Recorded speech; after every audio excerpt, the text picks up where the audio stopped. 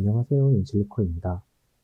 어떤 연구 등을 진행함에 있어 그 목적이 되는 물성은 보통 실험 또는 계산 시뮬레이션을 이용하여 측정됩니다.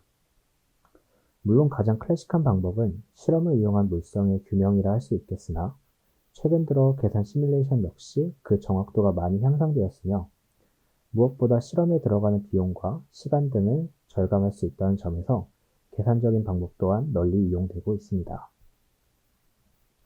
다만 위와 같은 방법들의 경우 그 정확도는 보장되어 있다고 말씀드릴 수 있으나 한꺼번에 많은 물질들에 대해 스크리닝을 진행하기에는 다소 시간이 소요된다는 한계가 있습니다. 이에 반해 QSAR 기법의 경우 화학적인 구조가 유사할 때 그 활성 또는 물성이 서로 유사할 것이라는 가정하에 여러 물질을 한꺼번에 스크리닝할 수 있다는 장점을 가지고 있습니다.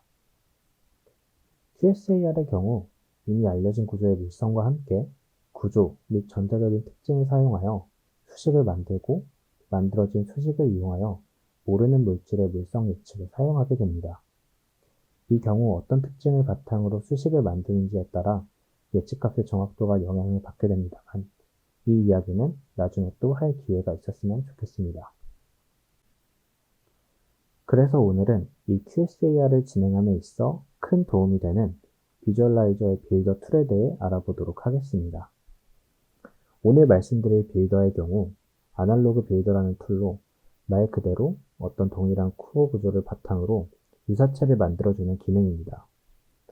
앞서 말씀드린 QSAR이라는 기법을 적용함에 있어 이미 가지고 계신 데이터베이스가 있으실 경우 해당 데이터를 이용하시는 것이 가장 좋겠지만 별도의 데이터베이스가 없으실 경우에는 말씀드린 툴을 이용하여 직접 QSAR 기법을 사용할 구조들을 얻어내는 것도 가능합니다. 전체적인 진행 방향은 다음과 같습니다. 우선 코어로 들어갈 구조를 만들어준 뒤 만들어진 구조에서 물질이 치환될 수 있는, 즉 커넥션 포인트를 생성하고 해당 커넥션 포인트에 서로 다른 물질 등을 치환합니다. 이 기능을 이용하면 손쉽게 코어 구조가 동일하되 주위 서로 다른 물질이 결합된 많은 수의 분자를 한꺼번에 모델링할 수 있습니다.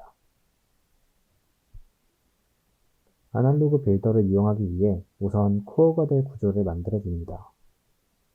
저는 센터 아톰인 TI인 구조를 만들어주도록 하겠습니다. 우선 구조가 그려질 파일을 생성해 주시고 코디네이션 넘버가 4인 테트라헤드럴 TI 구조를 만들기 위해 상단 툴 중 스케치 프래그먼트 툴을 찾아줍니다. 이후 스케치 프래그먼트 툴에서 프래그먼트 브라우저를 클릭한 뒤 라이브러리 목록에서 메탈 템플릿을 골라주시고 하단의 Replace Undefined Atoms 목록에서 TI를 선택하시어 빈 화면에서 클릭하여 줍니다.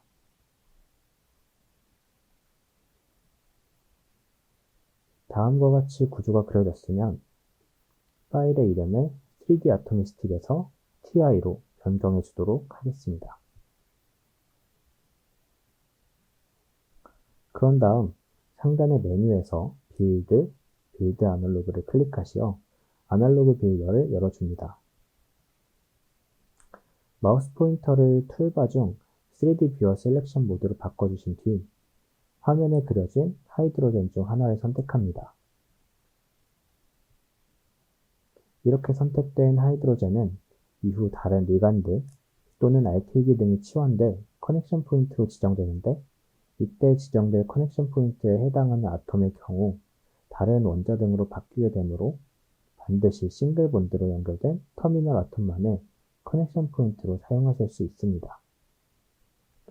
하이드로젠 중 하나가 노란색으로 표시가 되었다면 해당 아톰이 정상적으로 선택되었다는 의미입니다. 이 상태로 Define Connection Point 그룹 부분에서 Set 버튼을 눌러줍니다. 마찬가지로 선택된 아톰에 동그란 윤곽선이 생겼다면 정상적으로 커넥션 포인트로 지정되었음을 의미합니다. 다음으로 아날로그 빌더에서 코어 탭 부분의 상단에 비어있는 코어 컬럼을 클릭하여 방금 생성한 TI 파일을 선택하여 준 뒤 나머지 하이드로젠 2개에 대해서도 커넥션 포인트로 지정하여 줍니다. 화면에 표시된 하이드로젠은 총 4개이나 커넥션 포인트는 3개만을 지정할 예정이므로 총 3개의 하이드로젠에 대해서만 커넥션 포인트 세팅을 진행하여 줍니다.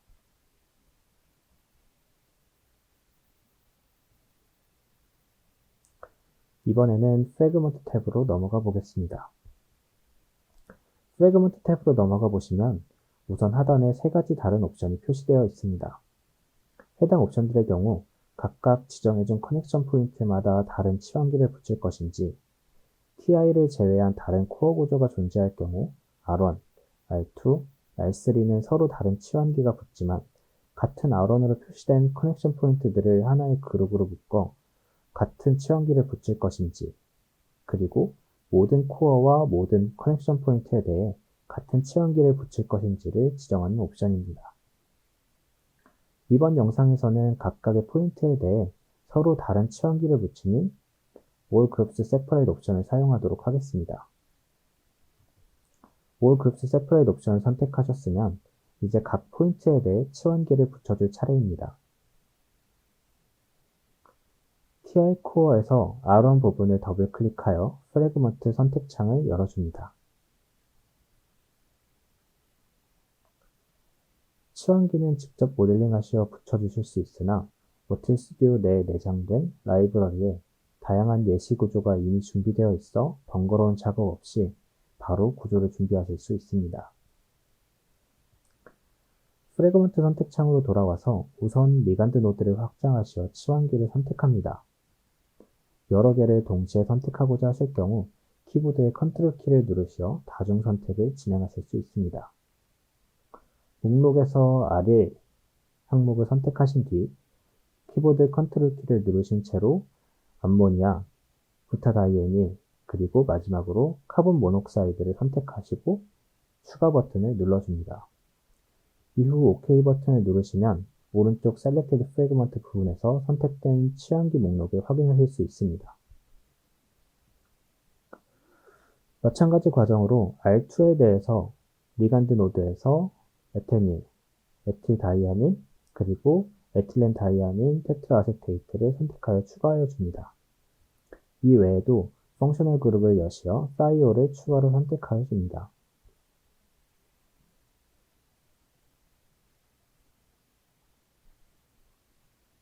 R3에 대해서는 할로젠 원소들을 추가할 예정인데 이렇게 노드 내 모든 항목을 추가하고자 하실 경우에는 가장 상위 목록을 선택하여 추가해 주시면 됩니다.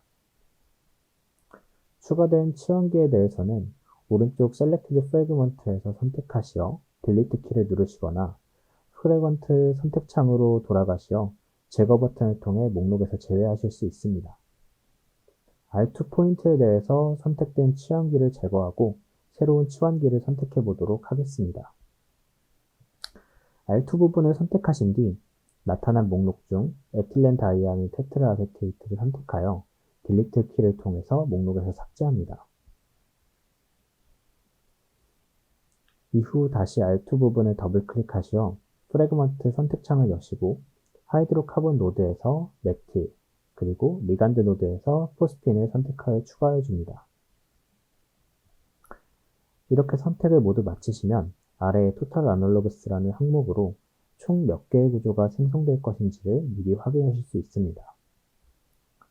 이번에 진행한 내용의 경우 R1부터 R2, R3까지 각각 4개, 5개, 4개의 치환기를 선택하였기 때문에 조합 가능한 유사 구조체의 개수는 4 곱하기 5 곱하기 4, 즉 80개의 구조가 생성됩니다. 마지막으로 가장 오른쪽인 옵션 탭에서 생성될 구조에 대해 모틀 스튜디오 내에 저장된 아톰과 아톰 사이의 거리 및 각도 등의 정보를 바탕으로 구조를 정렬하는 기능인 Clean Structures 옵션을 체크하고 하단 빌드 버튼을 눌러줍니다.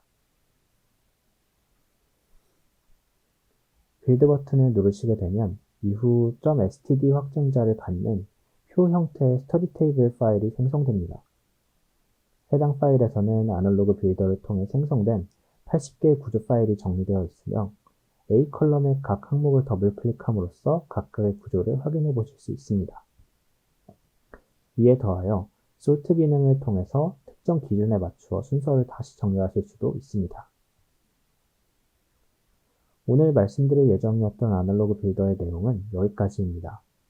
오늘 말씀드린 아날로그 빌더 외에도 머튠 스튜디오 내에는 편리하고 다양한 비주얼라이저 툴과 오늘 내용에서 이어질 QSAR 등 다양한 기능이 있사오니 추가로 관심 있으신 내용이 있으실 경우 언제든지 저희 인실리코로 문의 부탁드리겠습니다.